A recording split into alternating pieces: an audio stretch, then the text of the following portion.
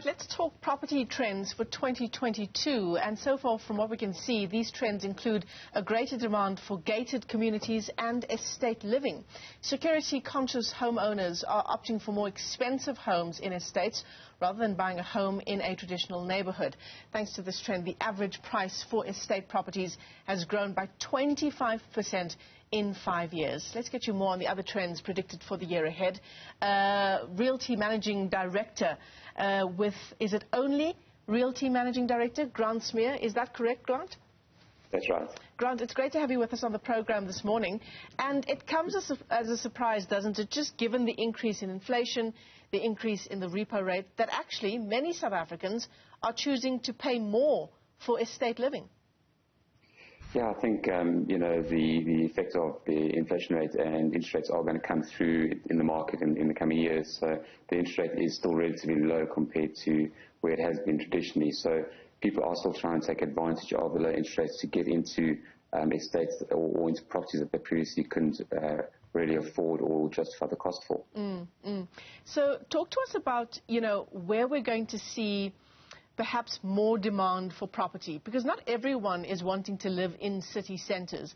Inland provinces are also still expected to see a boom just in terms of property for the year.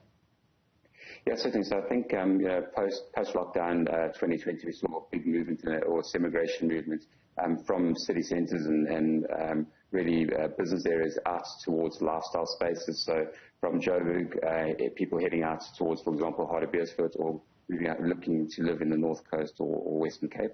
And that was just choosing lifestyle over convenience, looking for space. So the trends will continue to sort of lead people to move into areas where they firstly have security, which is what you mentioned, but also lifestyle. Yeah, and is value for money in terms of the kind of size of property, the house and the land, that's certainly a factor inland as well. Yeah, definitely. So I think people are looking at moving. So 5 years ago, the trend was moving towards section title complexes. Everyone was moving to that space because of affordability. Now people are looking to pay a premium to move into spaces where they've got an extra bedroom and they've got some garden area and have additional lifestyle options within the estates. Yeah. Over the past couple of years, we've been tracking sort of various property trends, particularly over COVID-19 and that period. In terms of people who perhaps can't afford their bond repayments, that's not stopping them necessarily from investing in property. They're buying the house and sort of trying to subsidize that bond repayment by perhaps renting out 1 or 2 rooms. Yeah, look, I mean, this co-living, multi-living space that we've been talking about for a long time, it's something that's always happened in Europe and the US and certainly started picking up here. People making use of spare rooms or renting out additional garages to friends, family for storage. So it's definitely options for people to be able to afford these lifestyle estates or bigger properties. And they're just subsidised with these additional incomes. We're also seeing a massive trend in Airbnb, and not only coastal areas, but also inland, providing for business travellers, where, again, people are taking additional spaces in their properties and catering for travellers. Yeah. Speaking of the coastal areas, we talked about, perhaps the increase in property sales inland. Coastal areas are more expensive, but they will still see a boom, predicted at least for the year? Yeah, absolutely. I mean, I know certainly in the Western Cape we've seen, massive increase in demand both on the rental side and on the sales side in that sort of higher-end estate market. There's a very limited supply of estate lifestyle options for people moving from, for example, Joburg into Cape Town. So that supply is certainly outstripped by the demand of people moving into the areas. And is that local buying or is it more international buying?